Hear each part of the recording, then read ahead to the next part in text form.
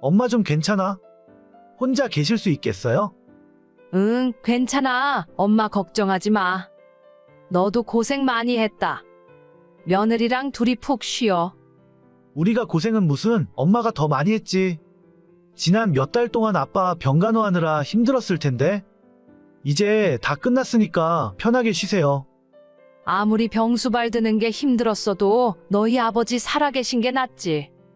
이제 나 혼자서 살 생각하니까 막막하다. 우리가 자주 찾아뵐 테니까 아무 걱정하지 마요. 근데 아빠랑 둘이 살던 집이라서 앞으로 혼자 사시려면 적적하실 것 같긴 하네. 집이 너무 넓은 것 같지 않아요? 여기가 넓긴 뭐가 넓어? 그냥 평범한 33평 아파트지. 혼자 사시면서 청소하려면 힘드시잖아요. 방도 3개나 되는데 관리비도 많이 나올 거고. 엄마 혼자 사시기엔 집이 너무 큰 거 아닐까 싶어? 걱정하지 마라. 내가 너희 아빠랑 같이 이 집에서 산 지가 벌써 20년이야. 나도 아직 일을 하고 있고 나중엔 연금도 나올 거라 이 집에서 계속 사는데 큰 문제는 없어. 그래, 엄마가 그렇다면 어쩔 수 없지. 나는 엄마 편하라고 조금 작고 편한 집으로 옮겨드릴까 생각했었거든.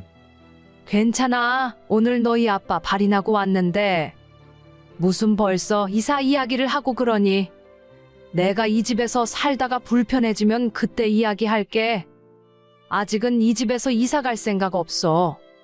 엄마가 혼자 사시기에 집이 좀 넓어 보이기도 하고 괜히 집에 있으면 아빠 생각만 날까봐 그랬지. 알겠어요. 엄마 마음이 그러시다면 어쩔 수 없는 거지. 그래, 걱정해줘서 고맙다. 40년 넘게 같이 살던 남편을 먼저 떠나보냈습니다.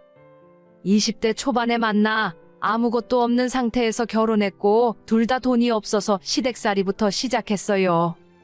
그러다가 조금 돈을 모아 사글세를 살았고 아이 키우며 전세로 이사가고 열심히 돈을 모아 40대 늦은 나이에 내 집 마련을 했었습니다. 당시에 대단한 아파트는 아니었지만 우리 부부에겐 궁궐 같은 집이었고 새 집에 도배 새로 하고 이사 들어가는 날 우리 부부 고생한 시간들을 생각하며 아들 몰래 남편과 울기도 많이 울었어요. 그 집에서 아들 대학 보내고 군대 뒷바라지며 장가 보내는 것까지 다 보고 1억이 넘는 대출금도 남편과 열심히 일해서 몇 년 전에 싹 다 갚았습니다.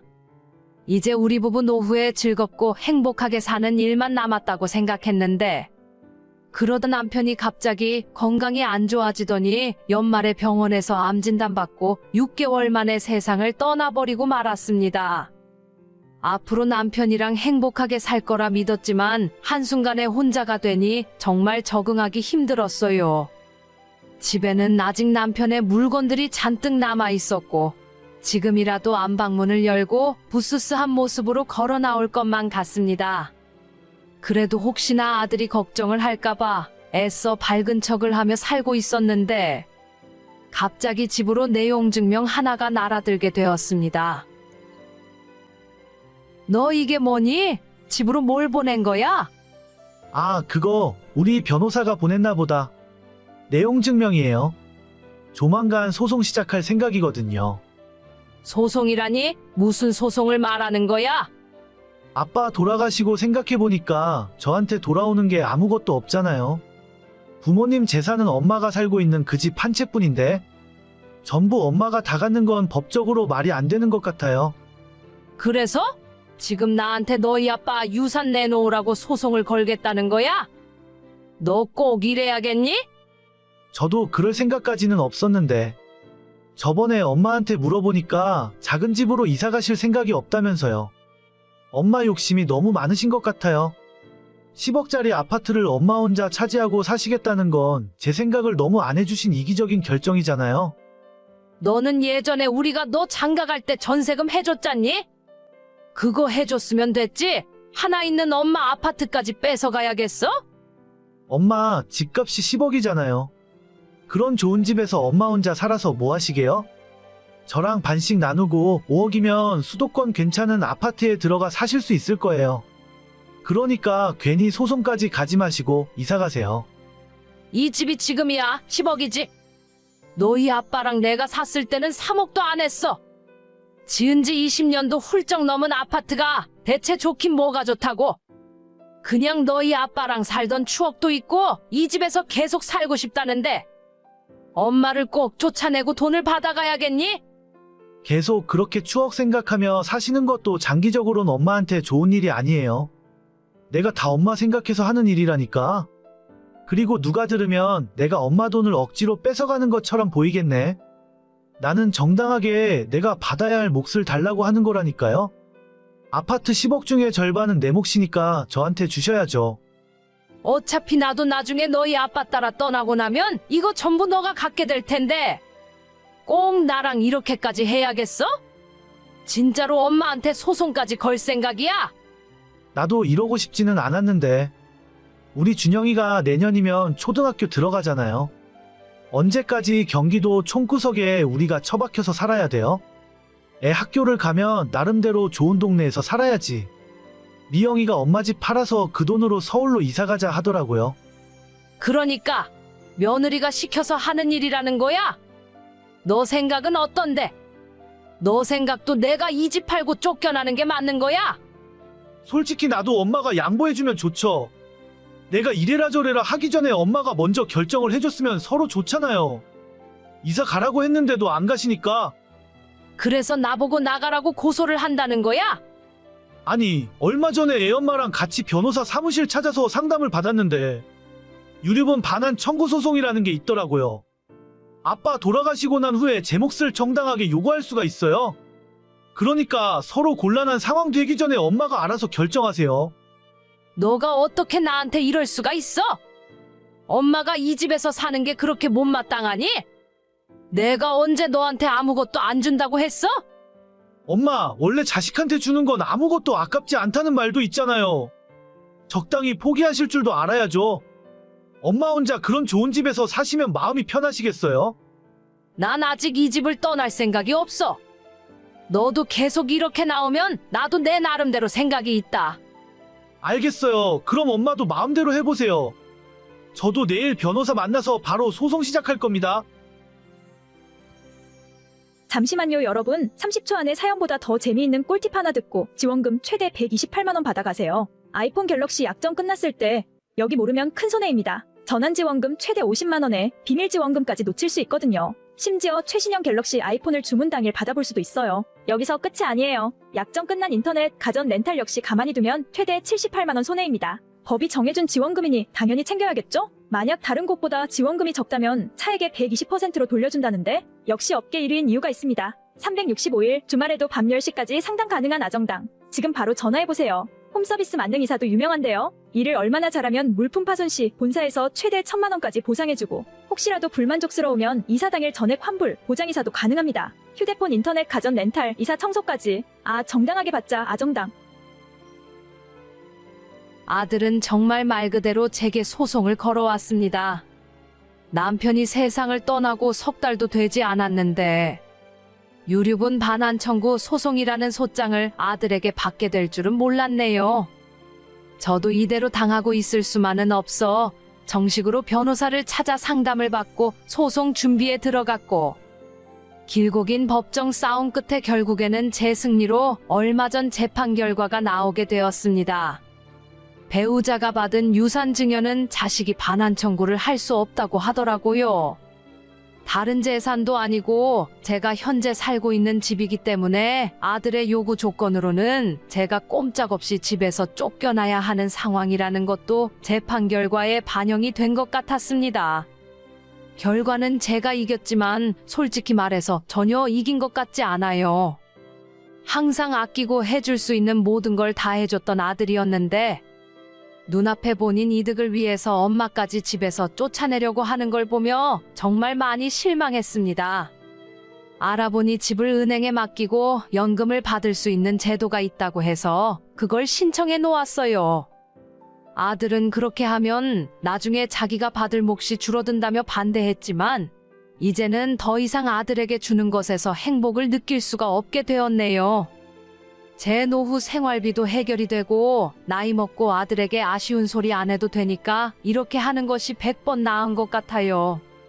아들 며느리와의 관계가 회복되긴 힘들어 보여서 정신 똑바로 차리고 제 노후는 제가 알아서 챙기며 살아야겠습니다.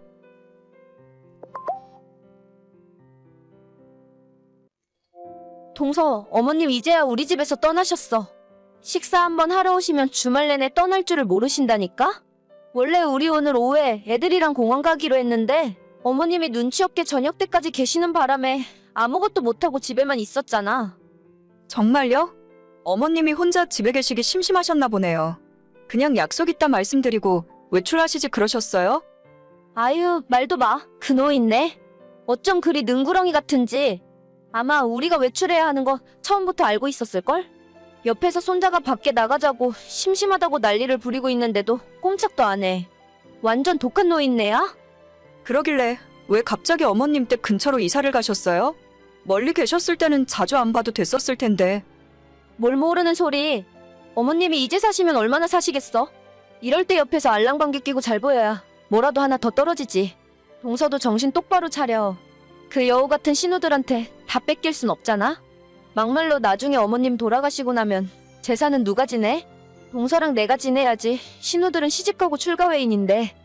그건 그렇죠. 저는 그래도 어머님 댁 근처로 이사 가면 남편이랑 제가 직장이 너무 멀어져서 힘들 것 같아요. 그냥 하던 대로 해야죠, 뭐. 아유, 내가 원래 이런 이야기 잘 안 해주는데 동서가 너무 순진해 보여서 충고 하나 하는 거야. 위로 누나가 셋이나 있고 형도 하나 있는데 그런 집에 막내 며느리로 들어왔으면 눈치 빠르게 움직여야지. 예전에 시아버님 돌아가셨을 때 일부러 아무것도 안 나눠주신 것 봐. 끝까지 재산 틀어지고 자식들 하는 거 보겠다고 그러시는 거 아냐? 동서도 자주 들러서 애교도 부리고 어머님 눈에 한 번이라도 더 들어야 돼. 알긴 아는데 저는 성격상 그런 걸 잘 못하겠더라고요. 그리고 유산 때문에 잘해야 한다고 생각하면 뭔가 좀 아닌 것 같기도 하고. 어휴, 속 편한 소리 한다.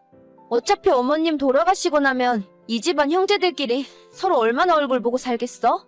지금도 신우들이랑 못 잡아 먹어서 안달인데 눈 딱 감고 1년 2년만 고생하면 땅이라도 한 평 우리한테 더 주실 거 아냐? 그 말도 일리가 있네요. 그래도 저는 그런 것까진 잘 모르겠어요. 그냥 며느리 도리도 제대로 못하는 것 같아서 기본이라도 잘하려고요. 뺏어오진 못해도 뺏기고 살진 말아야지. 노인네 말하는 것도 오락가락 하는 거 보니까 그리 오래 걸리진 않을 것 같아. 아유, 다음 주에도 또 노인네 집에 가서 빨래해주고 밥해주고 하려고. 동서도 생각 있으면 같이 갈래? 저는 주말에 약속이 있어서요. 다음에 애랑 같이 찾아가서 모시고 식사하러 갈 생각이에요. 그래, 미리미리 안 챙겼다가 나중에 후회하고 그러지 마. 저희 남편은 위로 누나가 셋에 형이 하나 있는 5남매 집안의 막내입니다. 돌아가신 아버님께서 농사를 크게 지으셨고 그때 농사 지으셨던 땅을 아직까지 팔지 않고 전부 어머님이 갖고 계십니다. 어머님 살아생전에 형제들끼리 재산으로 싸우는 꼴 못 본다면서 나중에 돌아가실 때 알아서 나눠줄 테니 재산 문제에 대해서는 형제들끼리 한마디 하지도 말고 조용히 지내라고 평소 말씀하셨죠. 저희는 막내기도 하고 애초에 분배할 때 얼마 안 돌아오겠다고 생각했기 때문에 처음부터 큰 신경 안 쓰고 타지에서 직장 생활하며 열심히 살고 있어요. 그 땅이 예전에는 큰 값어치는 없었는데 최근에는 주변에 도로도 뚫리고 관광지나 전원주택 단지로도 개발이 많이 되고 있어서 땅값이 많이 올랐다고 들었어요. 여기저기 흩어져 있는 어머님의 땅을 다 합치면 20억은 넘는다 하더라고요. 저랑 남편 생각은 형제들끼리 공평하게 나눠 가져도 4억이고 그 절반만 가진다고 해도 적지 않은 돈이라서 그냥 주는 대로 받을 생각입니다. 하지만 5 형제 중에 넷째, 바로 저희 위에 있는 아주버님과 형님의 생각은 완전 다른 것 같더라고요. 적극적으로 어머님에게 잘 보이려고 노력하고 오죽했으면 멀리 떨어져 살던 형님네가 작년에 어머님 집에서 걸어서 5분 걸리는 곳으로 이사까지 했습니다. 평소 어머님을 별로 안 좋아하는 형님이었는데 그렇게까지 하는 걸 보면서 신기한 마음이 들더라고요. 동서, 드디어 노력이 결실을 맺나 봐. 그 노인네가 어제는 나 먹으라고 죽을 끓여서 가져왔더라고. 내가 살짝 체한 기운이 있어서 밥도 제대로 못 먹었더니 큰며느리 아프다며 죽을 끓여서 가져온 거 있지? 진짜요? 형님이 가까이 살면서 고생하신 보람이 있네요. 진심으로 잘해드리니까 어머님도 마음을 여셨나 봐요. 진심? 진심은 얼어 죽을. 진짜 우리 집에 찾아올 때마다 지긋지긋해. 내가 괜히 체한 줄 알아? 이틀 전에 우리 가족끼리 조용히 먹으려고 삼겹살 사다가 구워 먹으려고 하는데 갑자기 말도 없이 어머님이 들이닥치셨잖아. 어찌나 눈치가 보이던지 같이 드시자고 해도 밥 먹었다면서 끝까지 고기 한 점 안 드시더라고. 어머님이 기분 나쁘셨어요?